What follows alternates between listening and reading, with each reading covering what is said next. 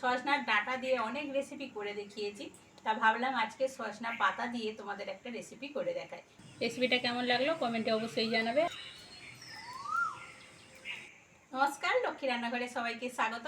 আজকের আমি তোমাদেরকে এই সজনা পাতা দিয়ে ভর্তা করে দেখাবো। সঙ্গে থাকো, ভিডিওটা দেখতে থাকো। ভালো লাগলে অবশ্যই সাবস্ক্রাইব করো, আর ফেসবুক থেকে দেখলে ফেসবুক পেজটাকে ফলো করে দিও। সজনার ডাঁটা দিয়ে অনেক রেসিপি করে দেখিয়েছি, তা ভাবলাম আজকে সজনা পাতা দিয়ে তোমাদের একটা রেসিপি করে দেখাই। চলো, প্রথমে পাতাটা একটু বেছে নেবো, নিয়ে পাতাটা ভালো করে ডাঁটা থেকে ঝাড়িয়ে নেবো।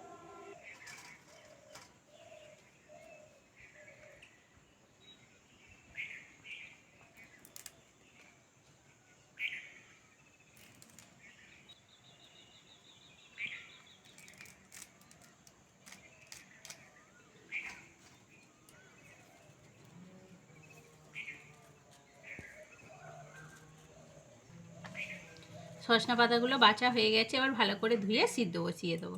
সজনে পাতার ভর্তার জন্য সজনে পাতাটা ভালো করে ধুয়ে নিয়েছি। আর এখানে কিছু সবজি নিয়েছি, দেখো, বেগুন আছে, কাঁচা লঙ্কা আছে, রসুন, টমেটো। ভর্তা মানে সর্ষের তেল, সর্ষের তেল ছাড়া ভর্তা খেতে ভালো লাগে না। প্রথমে অল্প করে সর্ষের তেল দিয়ে দেবো। এবার সমস্ত উপকরণগুলো তেলের মধ্যে দিয়ে দেবো।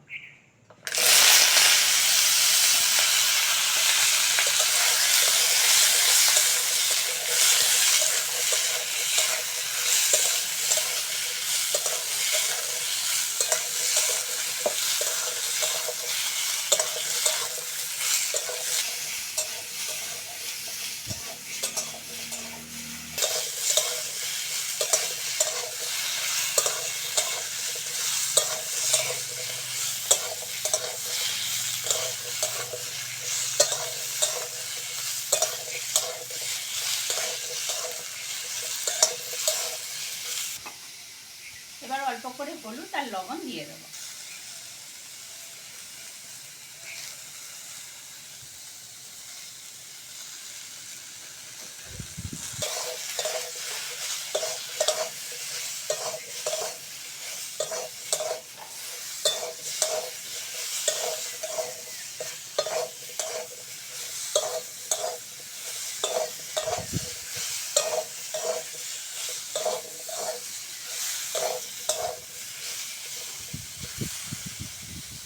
সজনে পাতা ভাজা অনেকবার তো খেয়েছো, আমার এই রেসিপিটা করে খেয়ে দেখো, খুব ভালো লাগে খেতে, বিশেষ করে গরম ভাতের সঙ্গে দারুণ লাগে। এবার ধুয়ে রাখা সজনে পাতাটা দিয়ে দেবো।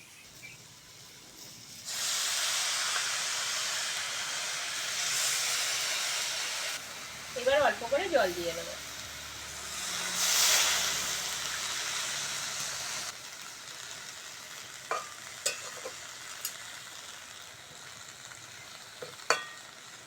এবার ঢাকা দিয়ে সিদ্ধ করে নেব।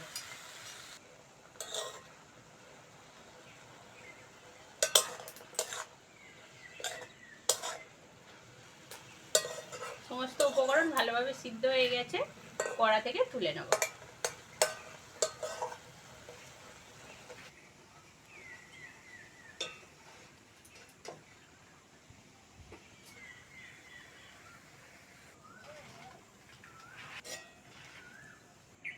এবার সমস্ত উপকরণগুলো ঠান্ডা করে শিলে বেটে নেব।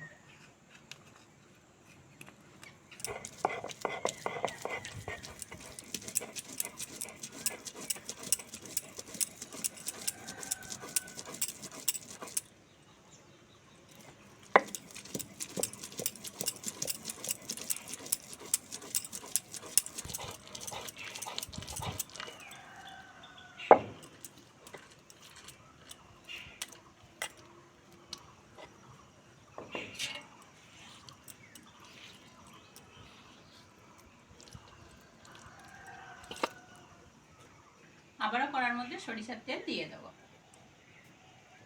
তেলের মধ্যে দিয়ে দেবো কুচনো পেঁয়াজ। পেঁয়াজটা খুব কুচি কুচি করে কেটে নিয়েছি।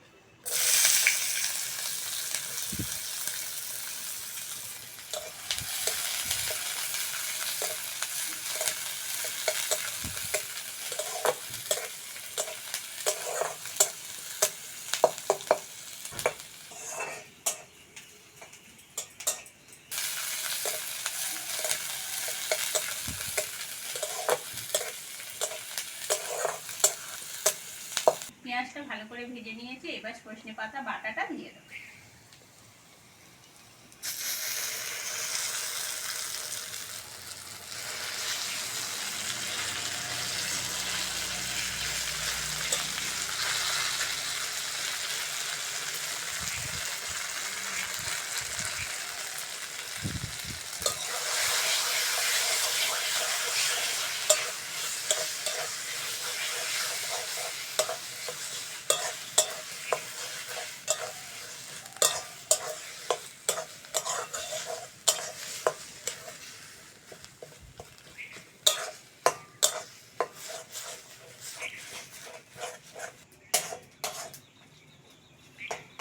এবার সজনে পাতার ভর্তাটা ভালো করে শুকনো শুকনো করে নেব।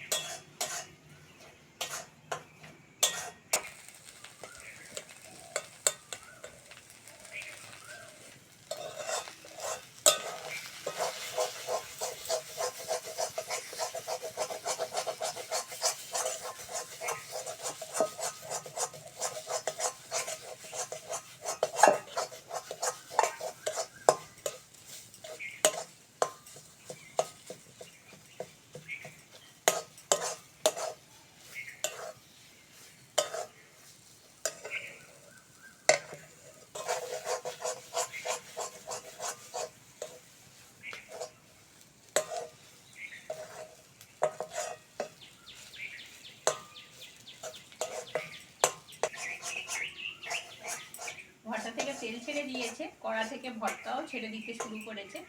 এইবার নামিয়ে নেব। ওপর থেকে অল্প করে সরিষার তেল দিয়ে দেবো। রেসিপিটা কেমন লাগলো কমেন্টে অবশ্যই জানাবে। আর আজকের আসি, পরের ভিডিওতে আবার দেখা হচ্ছে।